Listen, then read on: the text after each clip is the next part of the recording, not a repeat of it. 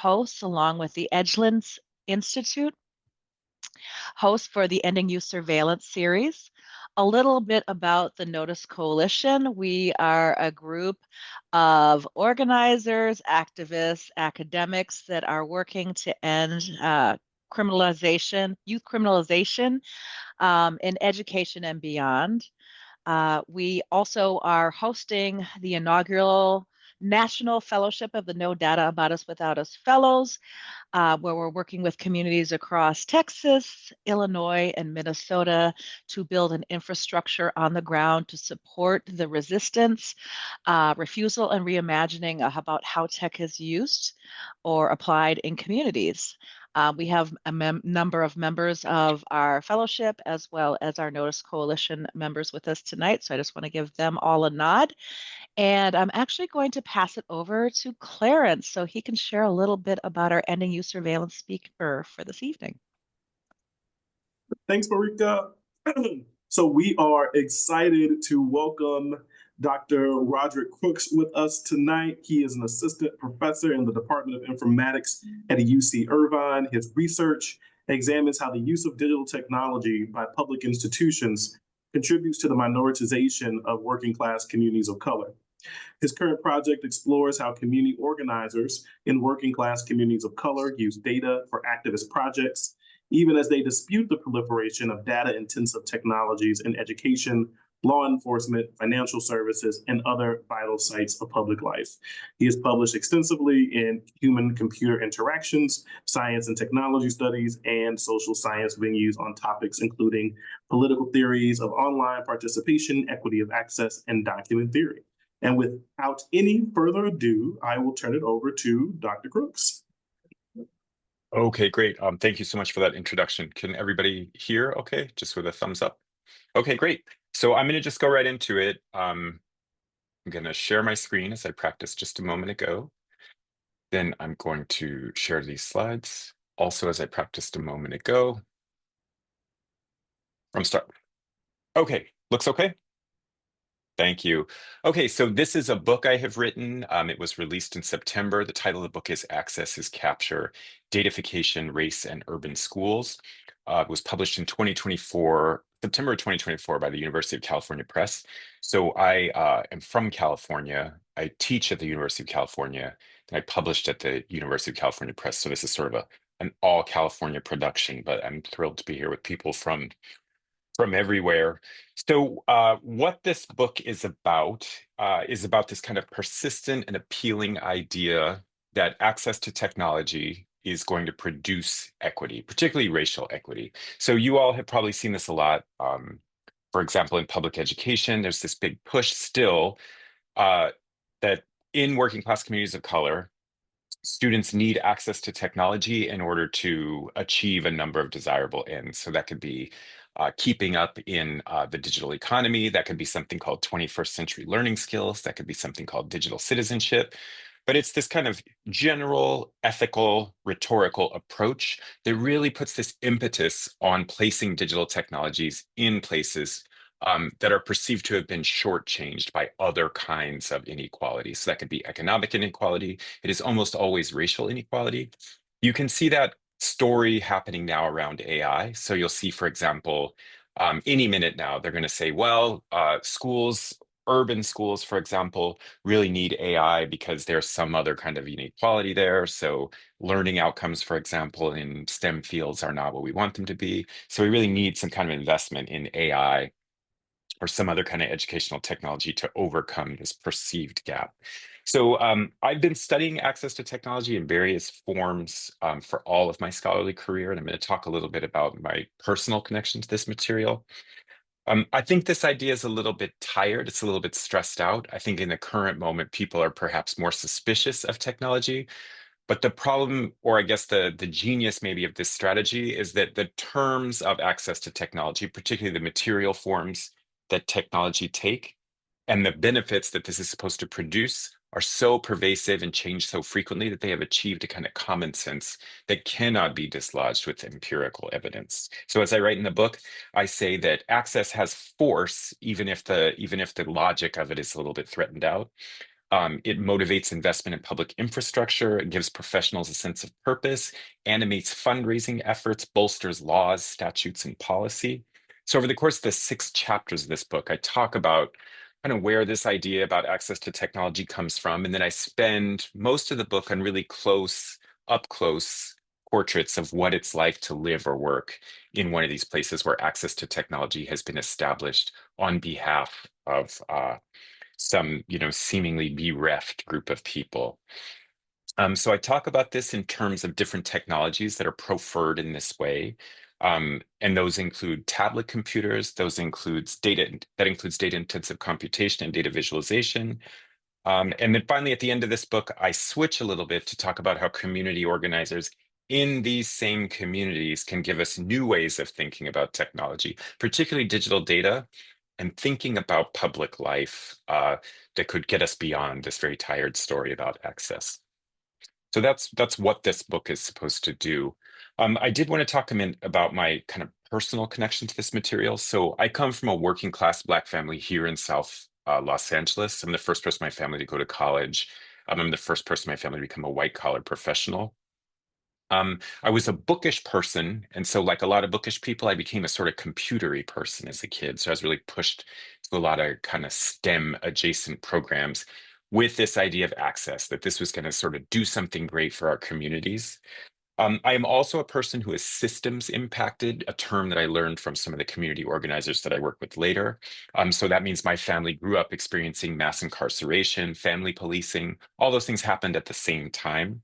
So part of what I do in this book is speak about that experience and connect my interest in studying access to technology, both to this, I think, my own sentimental attachment to computing, but also to the way that my own experiences in education were shaped by systems of mass incarceration. And I come around, I think, to a kind of abolitionist view of life and also an abolitionist view of computing. But in some ways, I started off with a really unquestioned commitment that whatever access to technology means, that technology is powerful and that it is seductive and that it is a kind of resource. And so our communities deserve access to those resources also. So I haven't completely strayed from that idea, but I think I have rejected the reasoning that consumer technologies or state use of technologies are automatically beneficial in our communities. And in fact, what I found is I researched this. I documented a number of extractions of resources from our communities that are tied up with this idea of access. So in a way, this book is also telling that story. So I will advance here. There we go. I'm going to just kind of set the ground with some tools, some theoretical tools that I use to frame this work. This is a field-based, actually a multi-sided field-based work. So I spent a few years working in one setting and then a few years working in another setting. So this represents altogether about 10 years of research. So here are some of the kind of theoretical tools I use to put together these different field sites and this kind of story of access over these years. The first one is datafication, which is a term that some of you may have heard. It's used different ways. I'm going to cite Van Dyke here, who talks about datafication as the increasing mediation of social life by forms of digital data, or I like to say data-intensive computation. So this part's pretty straightforward. There's computers in places where there didn't used to be computers, and that's one facet of datafication. Those of you who are dating are involved with platforms and digital tools maybe that you would not have been just a few short years ago. And of course, all of us interested in schooling are particularly aware the many kinds of digital platforms that are involved in schooling, even for, kindergarten kids or first grade kids. I have small kids at home and we have to manage their homework using a seemingly like endless array of digital tools and platforms. Okay, there's also another part of datafication though. So we're not just talking about the material distribution, computational artifacts and platforms. We are also talking about the impetus to put computers in places in the first case. So I describe this as a kind of ideological belief that digital data can mediate social life, that we want social life to be made tractable to computation. So that kind of belief in the power of data, aside from the kind of material distribution of data intensive devices, datafication to me is those two things together. So the reason I think this is important is that we wouldn't we wouldn't be so kind of on fire to put computers everywhere if there wasn't some belief, again, a shared collective belief that digital data is maybe even pleasurable to work with, but that it can give us knowledge about the world. And then if we operate on digital data, we are also operating on the world. So that's a very kind of appealing metaphysics, but it's ultimately one that at the end of the talk, I'm going to reject. So I'm going to actually come back to this point at the end. But for now, we want to just think it's not just that there are computers in places, it's that we've put computers there for a reason, and that reason has a lot to do with what we think digital data can do, maybe what we want it to do. Another term that I'm going to use, I use this term minoritized. I also use the term working class community of color. These are I actually use them somewhat interchangeably. I think minoritized is probably a more accurate sociological term, and I think I have preferred this term in writing. But when I talk, I usually say working class communities of color because I'm naming a specific minoritized community. I think this is important to note, though, because when we talk about the places where I'm studying, all of them places that are related to my home communities, so places, Black and Latino communities in South Los Angeles. When I say minoritized, I want to be clear that we are talking about the constitution of the public sphere and we're talking about power. We are not necessarily talking about demography. I'm not saying that it is a coincidence how power functions. And we say that the public sphere itself is structured on many kinds of hierarchies of race, class, sex, documentation, disability, and that those socially consequential statuses are related, that they are interlocking. Again, I use this term as opposed to terms like underrepresented as opposed to minority. The correction I want to make here, again, I would cite Ruth Wilson Gilmore. She says that minoritized peoples here in the United States are part of the global supermajority of modestly educated working people and their extended communities. We are made into minorities by power, not by demography or the distribution of people in places. Okay, and then a little bit more ground setting. So I use this term racial project. This is a sociological term from Omi and Wynant. So this is a sociological theory of race and racism. There's a lot of sociological theories of race, and they are not all consistent with each other. I think of racial formation theory, from which the term racial project comes, as a kind of middle of the road theory of race and racism. As opposed to, say, critical race theory or Black feminist perspectives or even Afro-pessimism. I use throughout this work racial formation theory. And the reason I chose this particular theory as opposed to other ones is that racial formation theory talks about the historical constitution of racial categories over time. And it also talks about how they change. So in racial formation theory, there is this idea of a racial project. And a racial project, again, is always attached to a particular time and place and to a political system and to a political economy. And so a racial project is an explanatory framework, but it is also a system of representation, and it is also a distribution of resources. So a racial project is a place where law, science, citizenship, media, and protest all meet in complex ways. So in this framing, both segregated public education and the tech sector could be thought of racial projects as places where the meaning of what it means to inhabit a particular racial category are created and resources are distributed according to that hierarchy. So the last term I want to kind of throw out here is a term of my own creation. I use this term datalogical inframing.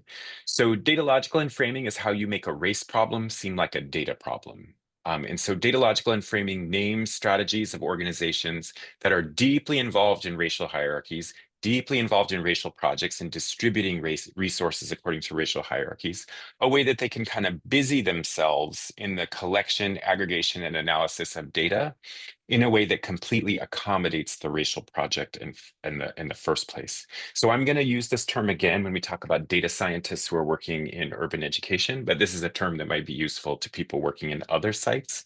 I'm going to talk in a couple weeks at a school of public health. And so health is not my expertise, but I see many of the same processes there. So this is an appeal to data visualization, and data drivenness, which rests on a sort of colorblind racism that can benefit an organization or even an individual, but it will leave intact the racial inequality and the distribution of resources according to racial hierarchies that impel that organization to exist in the first place. So again, to make race problems into problems about data. So to sum that all up, here's what I've been arguing, and here's what I say in this book.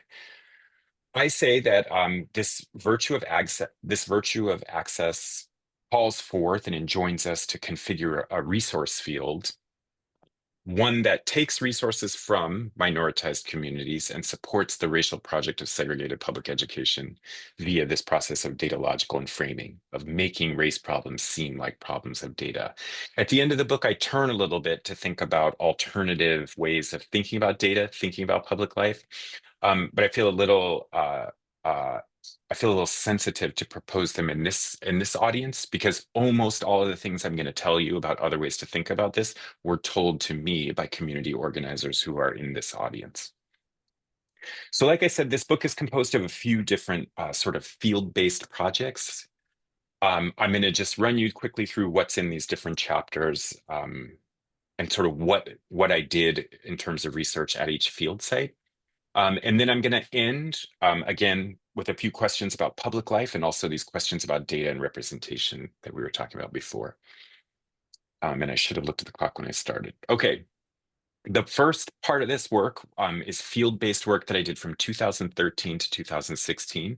So in the first part of this project, I went to a school which was involved in this kind of experiment with technology that they call a one-to-one program. And so here, this one is pretty straightforward. It's a school that's in my home community. So this is a working class, mostly Latino and also Black school that is a charter school. So it's served by this organization, a charter management organization that only operates in our neighborhoods. So it is specifically a kind of school that has been created in working class LA. And this school distinguishes itself from its competitors and also from the larger public school system with its tech savviness. So a reason that you might want to send your kid to this school is that they kind of have this way of doing things with technology, which includes this very novel program here where they were going to give every teacher, student, and administrator a tablet computer. Again, what this was supposed to do, like what's the point of the program? The rationale really shifted over time, but variously at different points in my research. This was supposed to increase college enrollment. This was supposed to prepare STEM majors, and this was supposed to teach 21st century learnings. So those explanations really shifted as it looked more like they weren't going to happen, or that there would be kind of no evidentiary base to make those claims. But the idea that it was a good idea to give every student in the school access to a particular form of technology was undisputed, even if no kind of specific benefit could ever be identified. There was also happening at the same time here a number of other things happening in Los Angeles public schools, but the public schools instituted a similar and larger program also to give every student a tablet computer. So the school that I studied was, like I said, it was composed almost entirely of Latino and Black students. Most of the students at the school received free lunch, and many of the students at the school were English language learners. I should also say during the time that I was studying at this school, there was never a white or Asian student the entire time I studied. It's kind of one of the features of school segregation in Southern California. So what happens when you give everybody a tablet computer? Well, you generate a lot of data, but I like to include this image of the school. This is a mural that was planned and executed by teachers and students at the school on Martin Luther King Jr. Day of Service. So if you look, you'll see this sort of looming skyline of downtown Los Angeles in the distance. That's what downtown LA looks like from South LA when you're looking north. And you see these important figures of human rights work. You see Dr. King, you see Milk, you see Chavez, you see Malala. You also see a small surveillance camera right there above the rainbow flag. So to me, this image does a few things. It reminds us of the kind of industry and energy in our communities. It reminds us of the productivity of our communities. And it also reminds us of the many forms of surveillance that are ubiquitous in our communities, especially at our schools. So what happens when you give everybody a bunch of computers? Well, one, you need to enlist IT work to manage those computers. And I spent a lot of time in this school working with the students that you see here. This is a group of students called Student Technology Learners. They are a group of students, computer nerds like myself, who began as volunteers to kind of manage all these devices and ultimately became a sort of ad hoc IT department. Again, the school where they gave all these computers out has no gymnasium, no cafeteria, no library, certainly does not have an IT department. So the many, many, many IT demands of these computing devices were ultimately done for free by students. So I worked a lot with this particular group of students, and I did a lot of activities with them, but near the end of my research, we did a sort of focus group where I got all the students together and I asked them about how much time they spent per day doing this IT work. These students reported spending on average 3 hours per day doing IT work as opposed to schooling. And so we can talk some more about these students and kind of the status of their work if people are curious. So there's a bunch of labor that is demanded by this kind of program of access, but one thing that's produced is a whole bunch of data. And so that data ultimately got wrapped up in school surveillance programs. I write in particular about two programs, one that attempted to coerce every student to apply to multiple colleges, and how tablet computers enabled the creation of data that could stand in for whether or not students had applied to college. Another consequence of this kind of proliferation of devices was surveillance regimes that meant to order the work of teachers. So teachers were also subject to new kinds of surveillance routine, given these new circulations of data. And one of these programs tried to get teachers, it tried to evaluate teachers based on the test scores of their students. And so this was a kind of merit pay scheme. These newly enabled ways to collect and analyze data were going to allow school officials to achieve a kind of long desired goal, which was to promote or fire teachers based on the success of their students as measured by particular metrics like standardized test score and college matriculation. And ultimately that didn't happen. So I write a lot here about the school and the school administration's ability to collect data, to analyze it and to visualize it, and in some cases, their failure to coerce particular kinds of behavior. And I pin pretty much all of that on this representative capacity of data, or I would say this non-representative capacity of data. So I point here to a weakness of data collection regimes, how data doesn't automatically stand in for the things that people want it to. The data has to be made to stand in relation to things. And in short, data can't speak for itself. So data and its interpretation can become a place where people can resist this coercive authority. The next place I looked, so a few years later, again, I had worked primarily in this school for 2.5 years. I got really curious about what happened to data that was collected on tablet computers, but also new kinds of educational platforms. And so when I asked people at the school, what happened, like where does the data go after it's collected here? Who makes decisions about who can access data, how long data will be stored, what other forms of data, the data that you generate in the school by the use of this educational technology, uh, who gets to decide, for example, how long you will retain it or if it could be used for other purposes. In almost every case, the answer was, we don't know. That decision is not made at the level of the school. So that was also actually, I think, a kind of maybe an upsetting finding, but very much something that I saw consistently later, that people who work in schools, generally speaking, don't have the expertise or don't feel that they have the authority to say, we don't want this particular use of technology. So decisions like that were made higher up in kind of district management. So that led me to my second kind of field-based project. So right after I finished that other data collection, I went to what's called a charter management organization.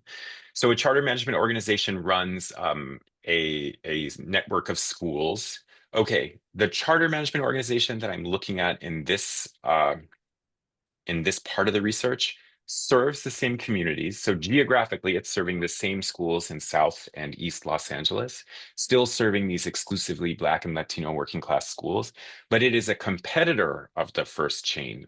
So if the first kind of charter management group really sold itself on its tech savviness, this group of schools sells itself on its data drivenness. So in many ways, it's even kind of techier than that first startup. There's a lot to be said about charter management, about charter education. For now, the important thing to recognize is that in Southern California, particularly in working class Black and Latino communities, charters are perhaps the most popular, most common form of education reform there is. By many measurements, students in working class Black and Latino communities in Southern California are more likely to attend charter schools than they are to attend non-charter public schools. So we could talk some more about the sort of lay of the land in terms of charter education in Southern California. But for our purposes, the thing I want you to think about is that this particular chain of charter schools is bigger than the first one. It's techier, and its selling point and its marketing materials is that it's data driven, that it is going to develop practices around cutting edge practices around data, and it's going to export them to other schools. And they take this kind of vibe of being very techie quite far. These are their offices where I worked with the data team for a couple years. And you can see they're kind of explicitly evoking that sort of open office startup aesthetic. So this is what would be the district management of, say, like the school district of your local public schools. But here they've sort of given it a techie makeover. In this office, it's color coded. And so different teams that are tasked with doing different things for the school organization, the charter management organization, sit in different areas. The orange area over there is the data team. So they have a dedicated group of staff who work exclusively with digital data called the data team. And that's who I sort of sat with and worked with and interviewed for a couple years. I went to their meetings. I had a desk in the office. I socialized with the data team. In some cases, I went with them to conferences where they presented their work. And I'll show you a little bit. This is their kind of monthly stand-up meeting where they're trying out new data visualizations to test out different kinds of visualization. So the data team is divided into two halves. One half of the data team is called the student information team, and their job is primarily to configure for example, to collect data from schools, to standardize, for example, the databases in the various platforms and tools that schools use, and to make sure that each school reports correctly number of students, educational attainment of students, demographic information about students.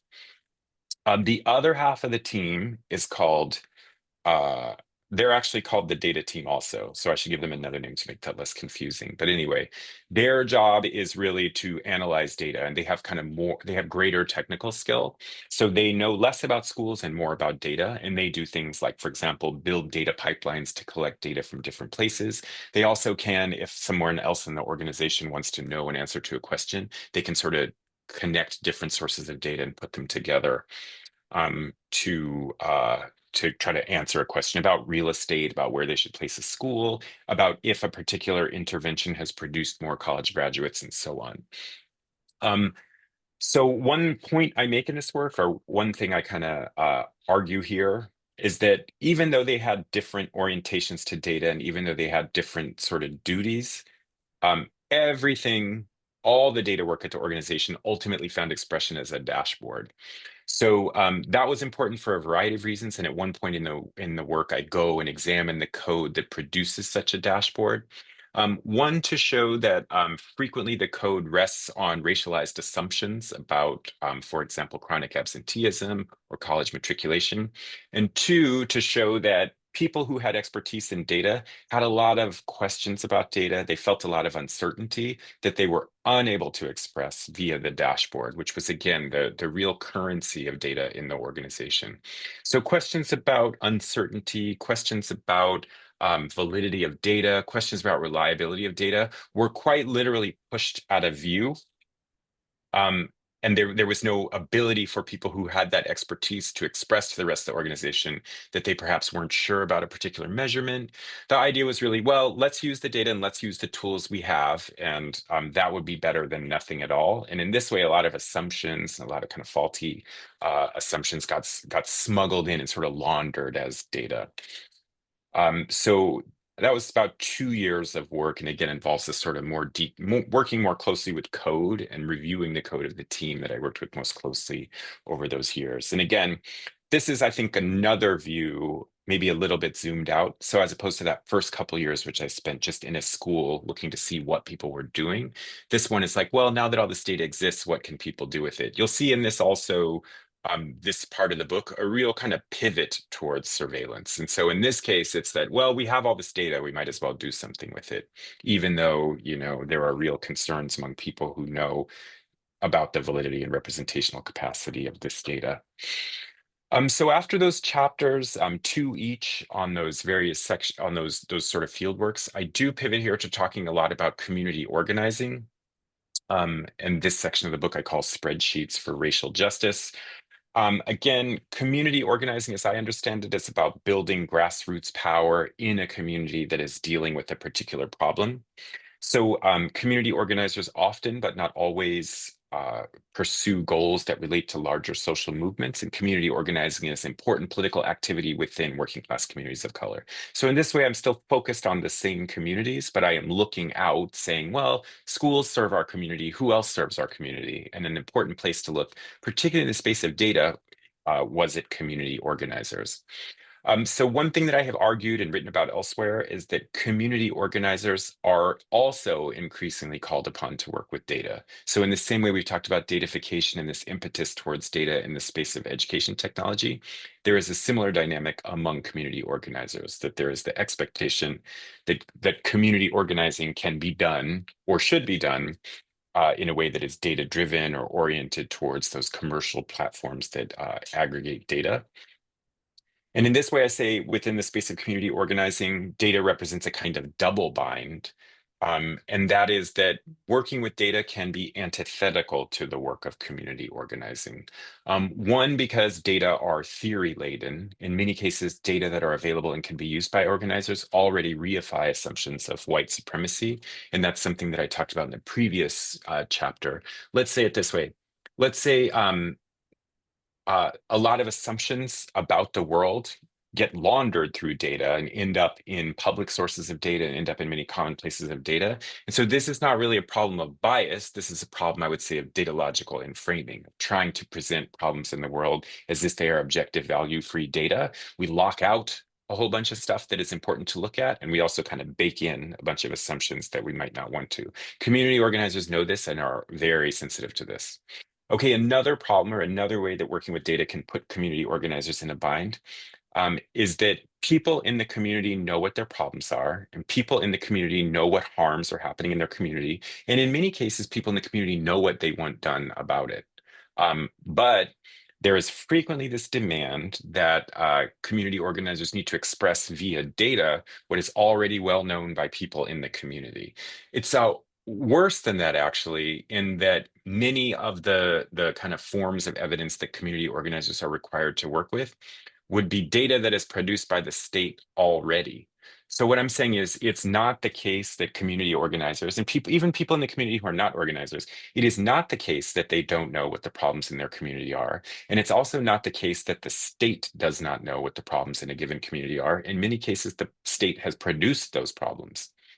So calling on community organizers to work with data could in some ways fritter away the energy of community organizers, responsibilizing them for producing data and sort of doing office work rather than moving around those resources that would alter the material conditions of people who are living with harm, particularly harm is produced by the state. So for a couple years now, I've been meeting with community organizers somewhat regularly here on campus. The last time we did this was last fall. I call this datafication and community activism. So we just invite different, my research lab and we host community organizers here on campus to talk about datafication, to talk about education technology, to talk about differing visions of abolition, and also to talk about technology, what our kind of hopes for technology in our work are.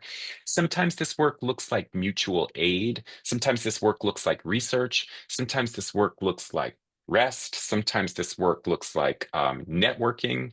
So it's something that we have done, I'd say semi-annually since I had worked here at UC Irvine. And of course, we also do something here for people who are interested. I've been interviewing those community organizers for several years. I've interviewed so far now something like 100 community organizers, almost all focused on working class communities of color. We've asked them, what do you do with data? What are your expectations for work with data? What do you hope to accomplish with data? And what are the challenges of working with data? And I can talk some more about that work and sort of what we have found there. But this is an example of how we do that work. This is fairly straightforward interview research where we and my team sort of code and interpret these interviews to look for frequencies of, for example, epistemic harm, austerity, and so on. So I have about 3 types of data work that I would say community organizers are doing.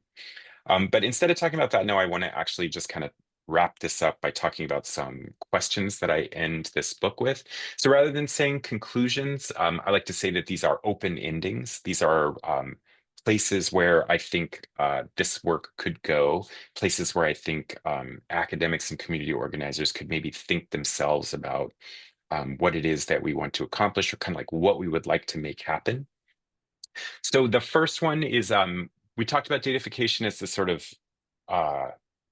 the mediation of sociology with data-intensive computation. We also talked about datafication as a sort of ideological belief that data can do certain things, that it can represent the world in ways that make it possible for us to know and act on the world. But data is also a cover for racial segregation. And so what I'm talking about in this book and what I'm arguing for is for us not to settle for a reliance on data or data drivenness. In some senses, for us to keep alive those things that are locked out of frame when we talk about data. Data, and particularly data drivenness and analyses of data, are always, almost always, dismissive of context. So that's kind of the point of data, right? It gives you a sort of independent observer, independent measurement about something that is presumed to be out there in the world. So I guess what I'm arguing for people to do or to think about is that we don't want to let our interest in data, however deeply it is felt, for example, by a person like me, to become a fetish, and also to become an ideological commitment that will prevent us from being attentive to context, and also prevent us from kind of deferring to people about the conditions of their lives in which they are expert.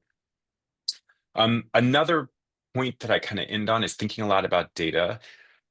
And this is, I think, probably the most hopeful point I make in the book, which is that I think there's a great deal of pessimism thinking about surveillance, also thinking about the circulation of data. Well-founded, I think. But what I want to keep alive is that a lot of data collection regimes aren't very good, and that a lot of the data that is held is of low quality. A lot of data that is held no longer refers to anything in the world, that it is sort of just lost and out there. Again, data cannot speak for themselves. They have to be interpreted by human and or machine intelligences.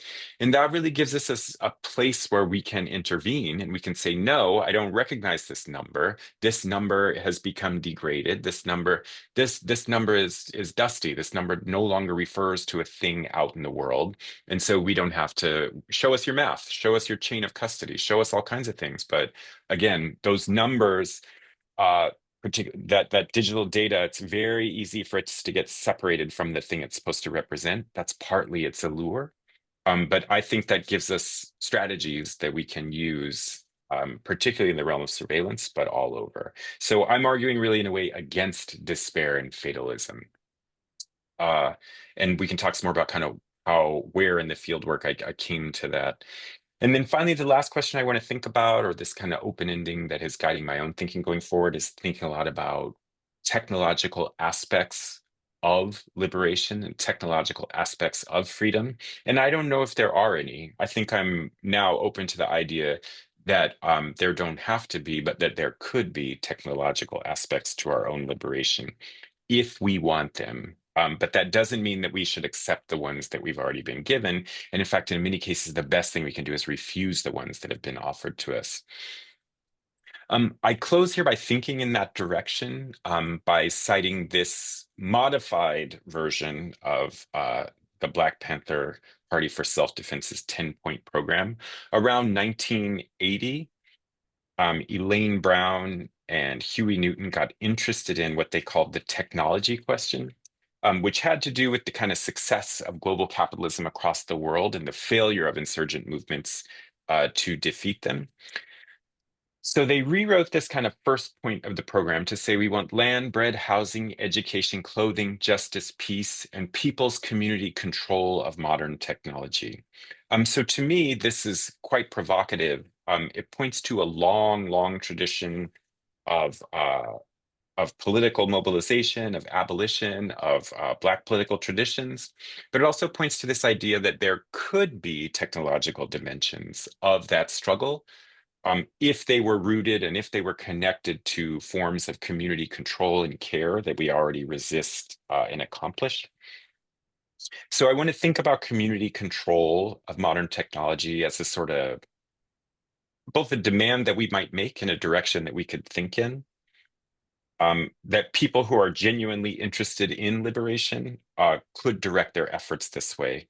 And that would remind us that no technology on its own, no matter how charming or clever, could ever accomplish this difficult work of seeking liberation.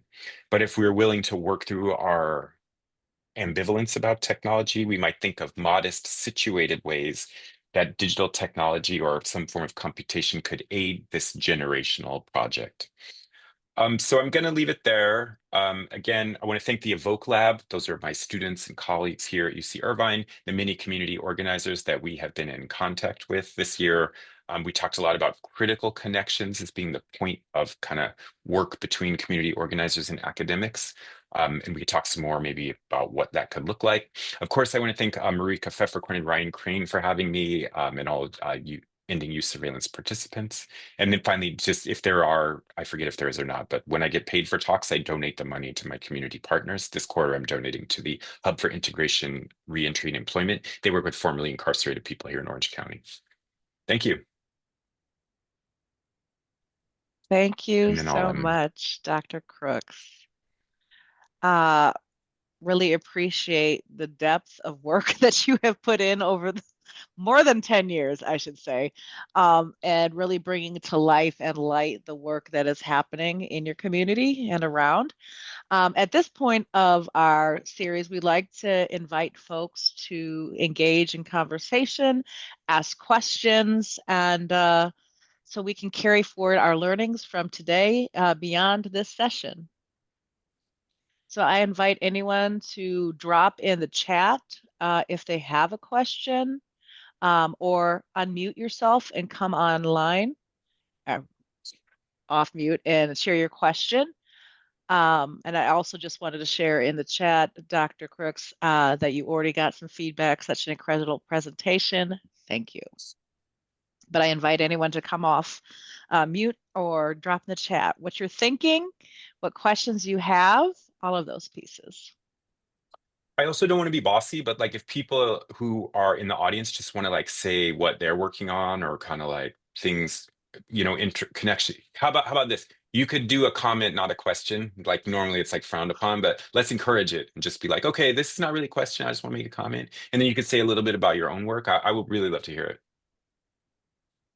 In particular, I encourage our fellows to show up and share your projects right now as they're in midstream. So let's hear from the crew.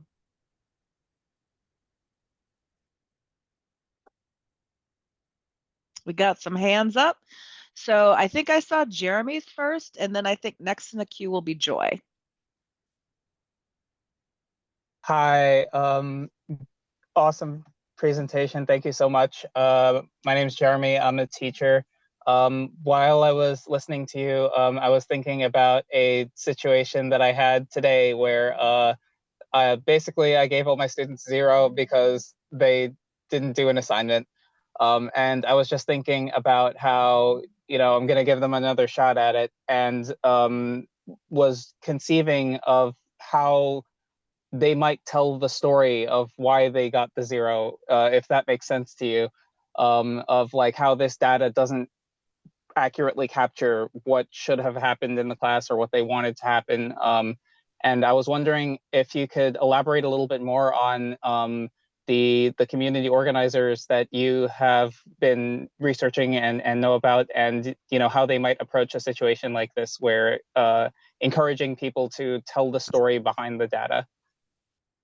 Yeah, there's a lot of great tools online produced by different organizations, like Our Data Bodies has a sort of bunch of stuff on this. There's also what's that Detroit group that Tawana Petty is in? They made another kind of like playbook and sort of toolkit of resources that I think are great for teaching, and I think also organizers are always great teachers and make those resources so that that they are meant to be used. Also, our colleagues in the Stop LAPD Spying Coalition, they've produced a lot of cool stuff too, like getting people, students, especially young people, to think about data and to think about like how that data is wrapped up with other forms of authority. In terms of like my own field work, I did work a lot with high school students, and I was often impressed by the sophistication that students had thinking about. I think they had a sort of sense of the kind of ways that authority was working through data and through all kinds of other things. So that's definitely something I enjoyed working with students about. I wonder too, like thinking about getting students to reflect on the kind of representation or non-representation of data. I think those are great things to do, and it's cool to be like open to people's lives.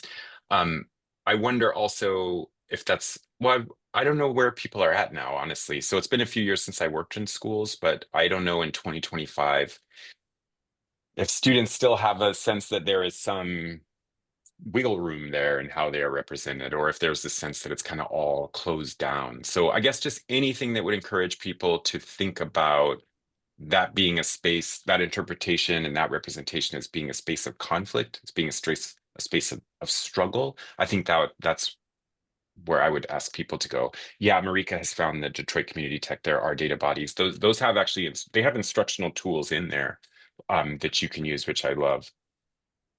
Did I answer your question? Yes, thank you so much. I just covering it, you mentioned Our Data Bodies and Tawana Petty, and then you said some group in LA. I didn't catch it. Oh, the Stop LAPD Spying Coalition. I'll get a link in there for you. All right, thank And you. to Sophie's note, in the chat, we gave each of our fellows the Our Data Bodies toolkit at the opening retreat, so you should have it in hand physically. And we also gave you all the Against Lazar zine as well. That was combined. It was like a collaboration between the coalition and high school students. That also was from Stop LAPD Spying Coalition. Yeah, they do really great work. And I think a lot of, I first heard of the Stop LAPD Spying Coalition when I was a student. And so that's a group that I've like tried to stay in touch with, but that's, they do really great sort of educational materials. So I think any of those would be great. Thank you. Okay, so next we have in the queue Joy, then we'll go to Tammy, but I also wanted to encourage any other fellows that are on our call tonight to feel free to get in the lineup and share about the projects that you're working on. And I'll pass it to you, Joy. Thank you. Thank you so much for the presentation. I was very excited to see what the theme of tonight's talk would be. So I have a comment and a question, although I do think that the question got answered in the previous question with Jeremy asking for resources. I was very interested to see all of the research that you had to talk about, because for the fellowship with Notice Coalition and Edgelands, we are working on a giant puppet show to talk about these issues and juxtaposing the experiences with different students as they move through the education system, as well as to the prison, the school to prison pipeline, and the similarities between those things. So very, very interested to hear what you were talking about today. Thank you so much. And for the resources that you mentioned, I wrote them down and will also gather them from the Notice folks. And I thought I could at least turn the camera around to show y'all some of the puppets we're Please working do. on. So here's Oh, one big wow. puppet head, Oh, missing that's its cool. features. But when they're finished, they have a more finished look. Oh, wow. That's a Palestinian sunbird. And we're working on this puppet show for immigrant rights and justice. So now the next puppet show is the anti-surveillance. I shouldn't show you my messy garage, but anyways, thank you so much for this talk. It was so informative. So I just wanted to show my appreciation. Thank you. And No, I thank you also so want to, much. oh yeah, I Thank also you. want to That's make a great. No, thank you. bridge that Joy and Roderick, you will be in the same place. Roderick, we will be doing the puppet show at the Data for Public Good conference in July, and Joy Oh, wow. and fellows, Dr. Roderic Crooks will be joining us at Data for Public Good in July. So there's an opportunity to continue the connection, the learning, and the sharing. Excellent. So I just And had to highlight that. the puppets will be there? We have We are 3 doing it. large puppets. Yes, Yes. they're Oh, coming to man, Data that's for so Public great. Good 2025. Yeah, I was literally just chomping at the bit. I was like, how can I see the puppets? How can I see the puppets? But yeah, that's amazing. Yeah. And then I kind of named that section of the book Spreadsheets for Racial Justice, but Puppets for Racial Justice. That's even better. That's even better. Thank you. Thanks for sharing, Joy. It always gives me joy looking at that artwork, and it's the Kitchen Arts table. Is that correct? Kitchen table, where Puppets and Kitchen. Press Collective working with radical movements. Yeah, really Excellent. Thank you. beautiful. Before I was a scholar, or before I went back to school to get a PhD, one of the things that I did was we did a kind of ad hoc bookmobile, but we collected cultural materials and zines that we made from all over South LA and then redistributed them all over Los Angeles. We called it the Miracle Bookmobile, but that was it had a kitchen table vibe as well. We made a lot of zines, and then we also would kind of take stuff from one part of the neighborhood to the other. So we would bring stuff that we collected in South LA to the places where to the garment factories where the garment workers got out of work, and then we would kind of bring Spanish language materials to them so they could take it home to their kids. But that was kind of before I was a scholar. I guess that was sort of some of the work that I was doing. And in the comments, it says we have a radical zine library with Ryan and Sophie. Sophie. Yes. That is so beautiful. Sophie actually worked with the Notice Coalition on designing a zine called Jamal's Journey that takes a reader through the K-12 experience with criminalizing technologies and EdTech. So we can share that with you as well. I'd like to go next to Tammy, who either has a question, comment, or wants to share about their fellowship project. Thank you. Thank you, MJ. My voice is kind of gone, so I apologize, but I have a comment and a question. This presentation was incredible. We have, as fellows, learned so much with no data about us, without us, especially for me as an advocate on the front line in terms of how data is being used to push our children out of school. And the presentation tonight took it to a whole nother level. I wasn't aware about how data was being used in terms of evaluating teachers. And on that note, do you have any information on why that particular evaluation was eliminated? Yeah, I do. Thank you for the question. And thank you so much for coming. Also, if you said, I don't know what kind of work you do when you said you're on the front lines, but thank you for doing it. So what happened there is, I guess just to make a long story short, I would describe that as a certain kind of technical capacity. So the important thing to note there is school authorities were able to collect the kind of data that they wanted. It was very granular. They were also able to visualize that data, but they weren't able to act on it. And so this is one of those spaces where I feel like I actually have something hopeful to tell people, which is that the power of digital data is actually very, very much attenuated. So again, we depend on data. We just accept that, like, well, the data represents the thing, and that these two things kind of are an automatic relationship. But it is possible to sever the relationship between data and the thing that it is supposed to represent, either on accident, either on purpose, either via sabotage or obfuscation. So what happened in that case is that school authorities kind of got this data, but there was a bit of an overreach on their part. Because again, remember, they're working in a charter school. They can hire and fire workers at will. They were really trying to like trot out some new ways to manage their workers, our teachers, right? But it failed because there were other things happening in the labor market. But basically, here in LA, there was a lot of teacher strikes, and there was a lot of labor action. And so the school, they backed up off it because they realized if they kind of came at teachers that way, the teachers would all quit. And so they didn't actually have the power to kind of shape the workforce like they wanted to at that moment. But it wasn't because they didn't have the data. They did have the data, and they could show you down to the student how many of your students graduated, how many got this test score, how many got that test score. So the way I describe it in the book is that there are kind of power relationships happening outside the school that are not up to the school, but the labor market would be one. So that worked in favor of teachers in that instance. And again, those non-union teachers, I think, really owe those organized union teachers across town, they got into an advantageous because of that. But it could also work the other way, right? Because what if it were the case one year that the labor conditions were like disadvantageous? So something similar happened also with students trying to get every student to apply to college. They developed a kind of apparatus. They had new sources of data. They were able to circulate this data, visualize this data, kind of identify down to the student whether or not individual students had done like they were supposed to do and applied to the requisite number of colleges. Right? But at the moment that they might drop the hammer, at the moment they might act on what was in the data, negotiations outside that relationship really kind of attenuated their power. Let's put it like this. I've just found out that you didn't apply to the right number of colleges. Well, what am I going to do? Expel you? Right? I know you didn't do what you were supposed to do. I told you the punishment was expulsion, but if I expel a significant number of the students in the class, particularly if I'm this kind of techie startup charter school that promises everybody their kids are going to get sent to college, I can't actually punish you for not applying to college by kicking you out of high school.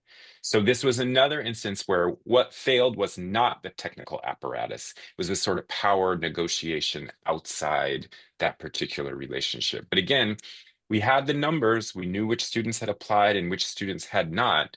Ultimately, what the school having had to do is sort of turn a blind eye to this data apparatus that it had just collected. But I find that quite hopeful.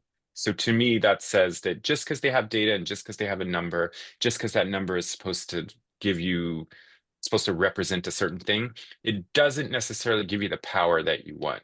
So that power to surveil isn't always the power to make people behave the way you want them to.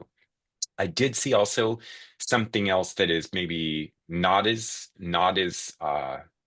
hopeful, but in cases where, the school could manufacture evidence of misbehavior of students, of misbehavior of teachers. So in cases where there were students or teachers or classes or schools that sort of administration kind of had it out for, they could work backwards to sort of produce data that said, whatever they wanted to say. So I did see instances of that as well, where people who were already in trouble, and I think that's also probably something that members of the coalition understand already, but people who are already vulnerable to discipline, people who are already, likely to be punished, all this data kind of gives just another lever of punishment that can be used on people who are already being punished. Thank That's you. Thank you. That's I have, incredible. yeah, that's really good. I know we're at 6:31, but I have one more member of our fellowship that just wanted to share their project. So Jonathan, I invite you to come on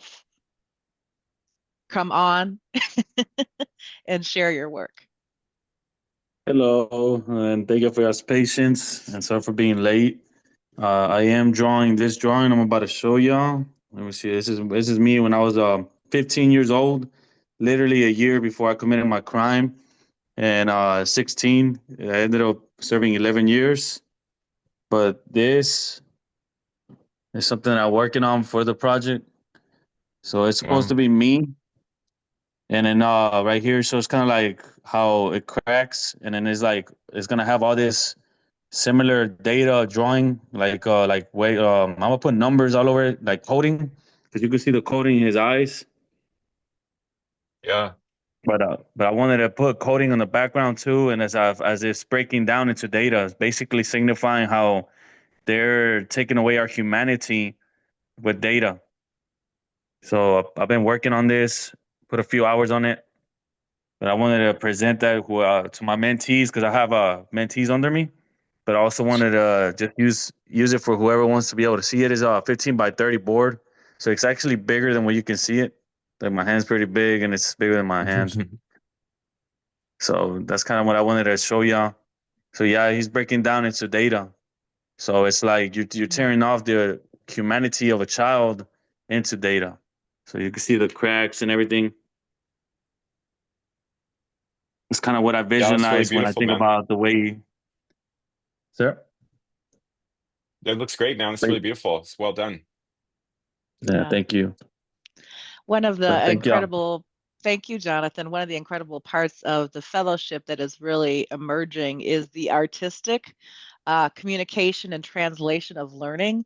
And so we're really, Shayna had to drop off, but Shayna's working on anonymized portraits of individuals that she's connecting with and talking with their experiences around vape detection technologies and other technologies.